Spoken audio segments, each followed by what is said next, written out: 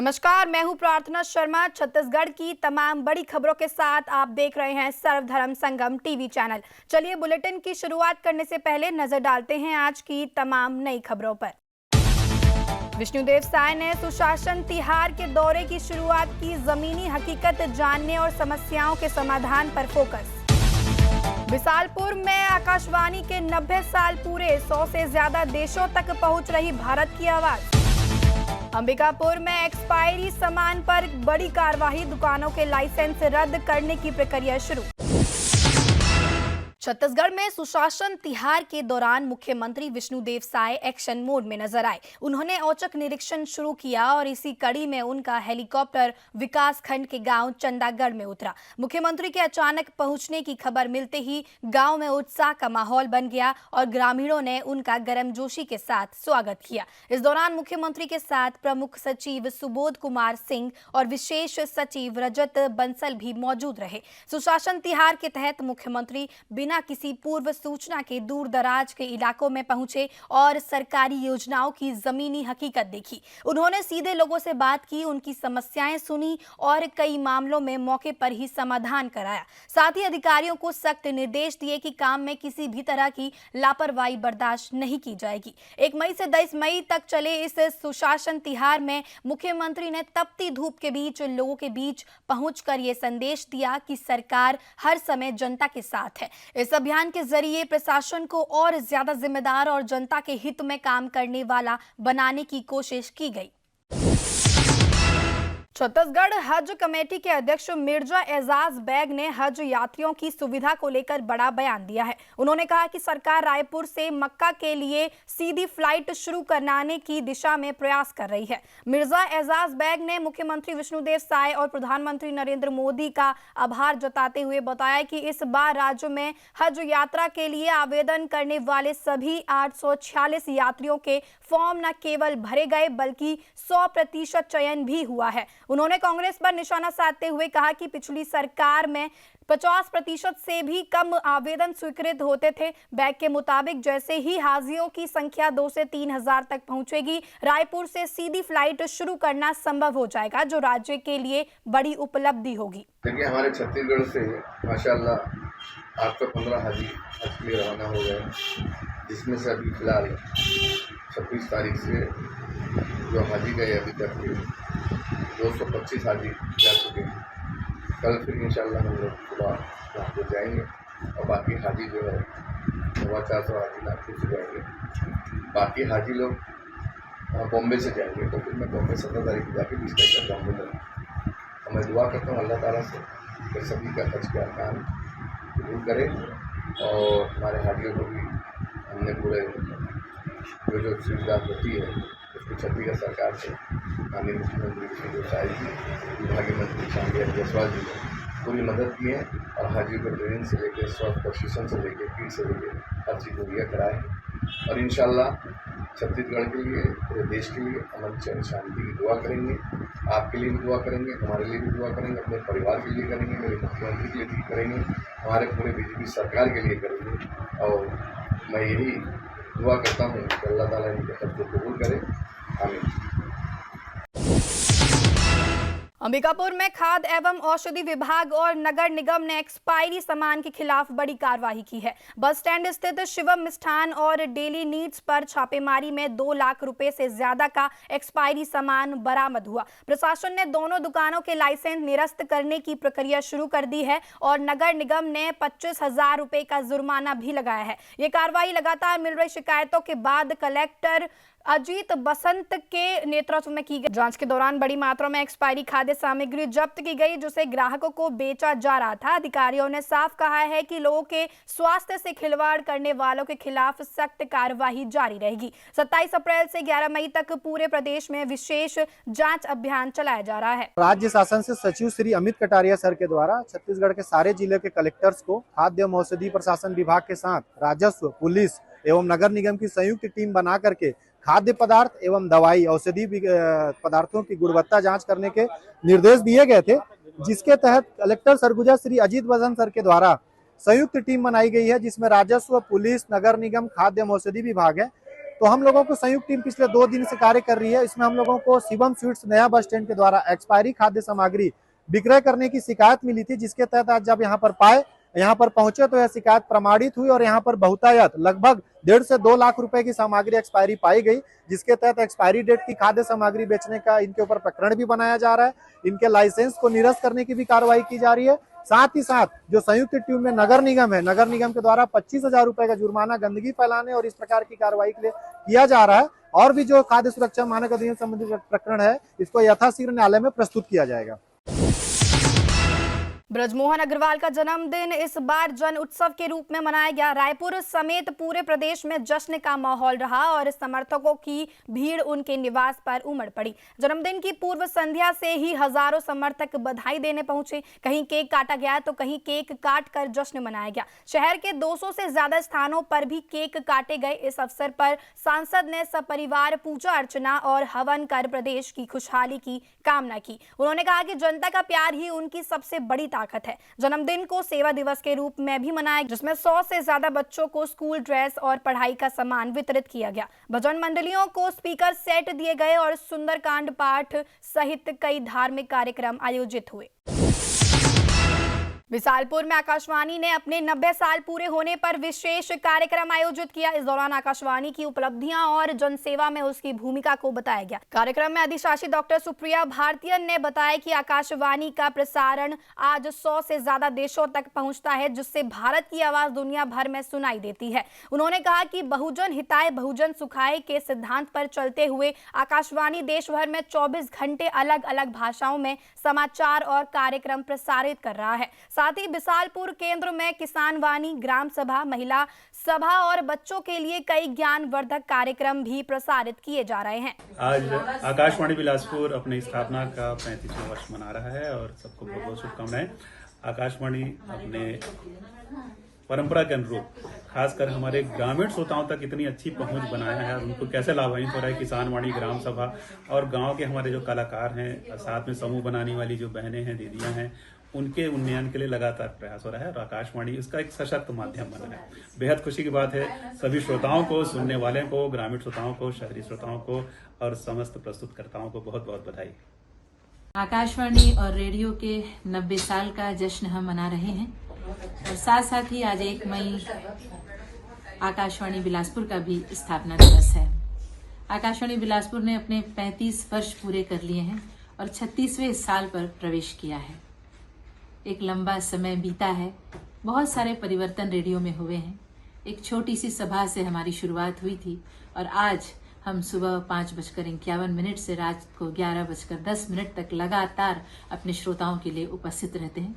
ढेर सारे कार्यक्रम हैं अलग अलग श्रोता वर्गों के लिए, चाहे युवा जगत हो, महिला सभा हो, आओ बच्चों हो, किसान वाणी हो, ग्राम सभा हो और उसके साथ साथ लोक संगीत के लिए भी हमारे यहाँ से अमराई, गुंजेश्वर गांव के माटी के स्वर जैसे कार्यक्रम, श्रोताओं को जोड़ने के कार्यक्रम, तुहर गोठ हमर गीत, हेलो आपकी पसंद और भी ऐसे ढेर सारे कार्यक्रम जिनमें चिट्ठी पत्री के साथ और अपने ईमेल के साथ श्रोता हमसे जुड़ जाते हैं। और श्रोताओं के साथ आकाशवाणी बिलासपुर का ये जो सफर है, ये कई क्षेत्रों में सूचना, ज्ञान, मनोरंजन के साथ साथ इन सारे लक्ष्यों को पूरा कर रहा है। बहुजन हिताय और बहुजन सुखाय के हमारे उद्देश्य की पूर्ति हम कर रहे हैं। प्रकृति पर्यावरण के साथ हो, गांव के किसान के साथ हो, मजदूरों के साथ हो या समाज के साहित्यिक सांस्कृतिक वर्ग के साथ हो, हर किसी को यहाँ पर मौका मिलता है अपनी बात रखने का और समाज से जुड़ने का। तो आकाशवाणी अपने कर्तव्य का निर्वहन कर रहा है। इन सभी क्षेत्रों में अपने आप को जोड़कर नई तकनीक पर सवार होकर हमारी ये तरंगे 103.2 मेगाहर्ट्ज की लगातार बढ़ती जा रही हैं और इसी तरह बढ़ती रहें। हमारे श्रोता जुड़ते रहें देश विदेश हर जगह से और हम यूं ही अपने रिश्तों को समृद्ध करते रहें, अच्छा प्रसारण करते रहें, यही कामना। कोरिया जिले के सोनहत वन परिक्षेत्र अंतर्गत कछाड़ी बीट के जंगलों में भीषण आग लगने से हड़कंप मच गया। रात करीब 9 बजे जंगल के अलग अलग हिस्सों में आग भड़क उठी, जिसने देखते ही देखते विकराल रूप ले लिया। आग की ऊंची लपटें और धुआं दूर दूर तक दिखाई दिया। स्थानीय लोग के अनुसार आग लगने के समय वन विभाग की टीम मौके पर मौजूद नहीं थी, जिसके चलते समय पर आग पर काबू नहीं पाया जा सका। आग फैलने से बड़ी संख्या में पेड़ पौधे जलकर राख हो गए। वहीं छोटे वन्य जीवों के प्रभावित होने होने की आशंका भी जताई जा रही है। ग्रामीणों ने वन विभाग की कार्यप्रणाली पर सवाल उठाते हुए कहा कि हर साल लाखों खर्च होने के बावजूद ऐसी घटनाओं पर नियंत्रण नहीं हो पा रहा है। किरण देव ने कांग्रेस पर नारी शक्ति वंदन अधिनियम को लेकर तीखा हमला बोला है। उन्होंने कहा कि महिलाओं के मुद्दे पर कांग्रेस की कथनी और करनी में बड़ा अंतर है, जो अब देश के सामने साफ हो चुका है। रायपुर में मीडिया से बातचीत के दौरान किरण देव ने कहा कि जब प्रधानमंत्री नरेंद्र मोदी ने संसद के विशेष सत्र में नारी शक्ति वंदन अधिनियम पेश किया, तब कांग्रेस और उसके सहयोगी दलों ने इसका विरोध किया। उन्होंने सवाल उठाया कि लंबे समय तक सत्ता में रहने के बावजूद कांग्रेस ने महिलाओं को उनका अधिकार देने के लिए ठोस कदम क्यों नहीं उठाए। वहीं अधिनियम को तुरंत लागू करने की विपक्ष की मांग पर उन्होंने कहा कि किसी भी कानून के लागू होने की संवैधानिक प्रक्रिया होती है, जिसमें जनगणना और परिसीमन जैसे चरण शामिल हैं। इसके साथ ही उन्होंने राष्ट्रपति द्रौपदी मुर्मू पर की गई कथित टिप्पणियों को भी दुर्भाग्यपूर्ण बताया और कांग्रेस को घेरा। कुल मिलाकर नारी शक्ति वंदन अधिनियम को लेकर सियासी बयानबाजी तेज हो गई है और मुद्दा एक बार फिर राजनीतिक बहस के केंद्र में आ गया है। देखिए, कांग्रेस पार्टी किस तरीके से गुमराह करने की कोशिश कर रही है मातृशक्तियों को, और उनकी मंशा कभी नहीं रही। इतिहास बताता है 1996 में जब देवेगौड़ा की जब सरकार थी, तब भी महिला आरक्षण को लेकर के जो प्रस्ताव था उसको कैसे गिराने का काम कांग्रेस की सरकार, कांग्रेस पार्टी ने किया। उसके बाद जब 98 में भारतीय जनता पार्टी की सरकार रही और उसमें भी भारत रत्न पूर्व प्रधानमंत्री अटल बिहारी वाजपेयी जी ने 4 बार कोशिशें की कि हमारे महिला आरक्षण को किस तरीके से आगे बढ़ाया जाए। तो वो हमारे ही जो गठबंधन के लोग थे उनके साथ में मिल करके उसको गिराने के लिए का काम किया, क्योंकि कांग्रेस पार्टी कभी नहीं चाहती, उन्होंने भले श्रेय लेती है कि हम पंचायतों पे हमने आरक्षण तो दिया, वो केवल पंचायत तक ही सीमित रखना चाहते हैं। लेकिन देश के सर्वोच्च सदन तक, चाहे विधानसभा हो चाहे लोकसभा हो, यहाँ पर वो प्रतिनिधित्व देने के पक्ष में नहीं है और उसी के चलते वो लगातार हमारे मातृशक्ति को गुमराह करने की कोशिश कर रहे हैं और उनका वास्तविक चेहरा पूरे देश में उजागर हो चुका है।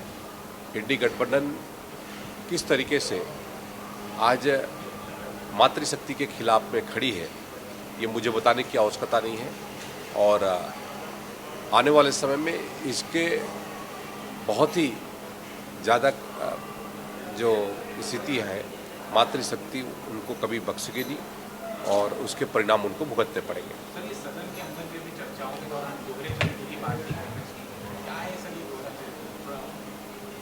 कांग्रेस पार्टी का मैंने कहा ना कि वो पंचायत में तो का श्रेय लेते हैं कि हमने पंचायत में तो प्रतिनिधित्व दिया, लेकिन जब विधानसभा और लोकसभा की बात आती है, उच्च सदन की बात आती है, तो उसमें उस बात का वो विरोध करते हैं। और उसके लिए 2010 में जब महिला रिजर्वेशन का जब राज्यसभा में पास हुआ तो 4 साल सरकार रही, 4 साल में एक बार भी कभी उन्होंने प्रयास नहीं किया। ये इस बात को दर्शाता है कि एक तरफ तो वो श्रेय लेना चाहते हैं और दूसरी तरफ से वो इन सब बातों का विरोध भी करना चाहते हैं, क्योंकि उनकी मानसिकता कहीं ना कहीं से यदि हम बात करें पूर्व प्रधानमंत्री राजीव गांधी जी के समय में भी जब इस तरीके से मामला आया था, साहबानों का जो मामला था, केस था, उस केस में भी उनका दोहरा चरित्र जो मौलवियों के चलते उन्होंने कहते हैं इस विषय को किस तरीके से वापस ले लिया, ये भी लोगों ने देखा है।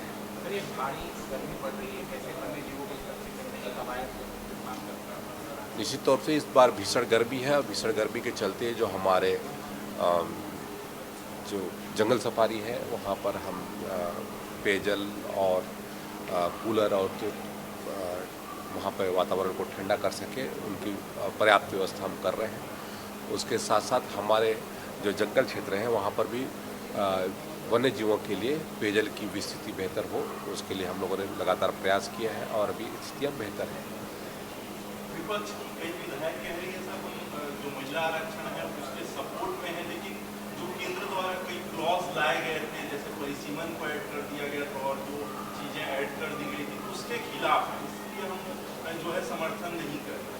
तो क्या दोहरी नीति है कांग्रेस? कांग्रेस की दोहरी नीति है और ये बहाने बना रहे हैं।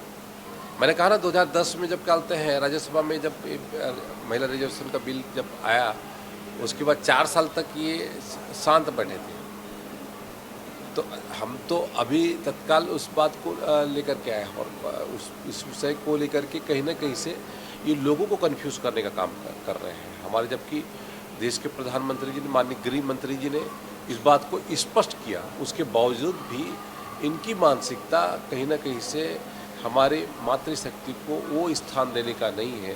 उनकी जो मानसिकता है वो हमेशा से मातृशक्ति को दोयम दर्जे में रखने की। रामविचार नेताम ने आज नवा रायपुर में किसान के लिए बड़ी घोषणा की है। कार्यक्रम में उन्होंने राज्य के 3,556 बीज उत्पादक किसानों के खातों में करीब 8 करोड़ 2 लाख रुपए की प्रोत्साहन राशि डीबीटी यानी डायरेक्ट बेनिफिट ट्रांसफर के माध्यम से ट्रांसफर की। मंत्री ने कहा कि बीज उत्पादन में आत्मनिर्भर बनने के लिए किसानों को एकजुट होकर काम करना होगा। उन्होंने गुणवत्तापूर्ण बीज उत्पादन पर जोर देते हुए किसानों की मेहनत की सराहना की। उन्होंने किसानों से अपील की है कि वे केवल धान पर निर्भर न रहें बल्कि दलहन, तिलहन, मिलेट्स और सब्जी जैसी फसलों की ओर भी रुख करें। साथ ही गर्मी में धान की खेती से बचने और पानी बचाने पर भी जोर दिया गया। इस कार्यक्रम में कृषि उत्पादन आयुक्त शहला निगार भी मौजूद रहे। देखिए, आज बहुत ही आज सुखद क्षण है कि पूरा देश दुनिया आज मजदूर दिवस भी मना रहा है और बुद्ध पूर्णिमा भी है। तो ऐसे पवित्र दिन के अवसर पर ने 8 करोड़ से ऊपर का जो लंबे समय से ये बाकी था उनका अनुदान की राशि, वो उसका आज जो है उन किसानों का जो बीज उत्पादक किसान है बीज दिए थे उनका राशि आज जारी किया गया है। और ये लगातार मांग तो हो रहा है किसानों की ओर से कि उनका अनुदान राशि और 500 बढ़ाया जाए। हम लोगों ने बताया भी है कि लगातार हम प्रयास कर रहे हैं। वित्त विभाग को हम लोगों ने भेजा है, शासन को भेजा है। मैं समझता हूँ कि आज या कल स्वीकृति मिलेगी और अगर नहीं मिलेगी तो हम प्रदेश के ऐसे किसानों के हित में निश्चित ही कोई अच्छा निर्णय करेंगे। उनके साथ जो है हमारी सरकार पूरे कंधे से कंधा मिला करके आगे चलेगी या वो काम करेगी। इस खबर में बस इतना ही। ऐसी ही अहम खबरों के लिए जुड़े रहिए हमारे साथ। नमस्कार।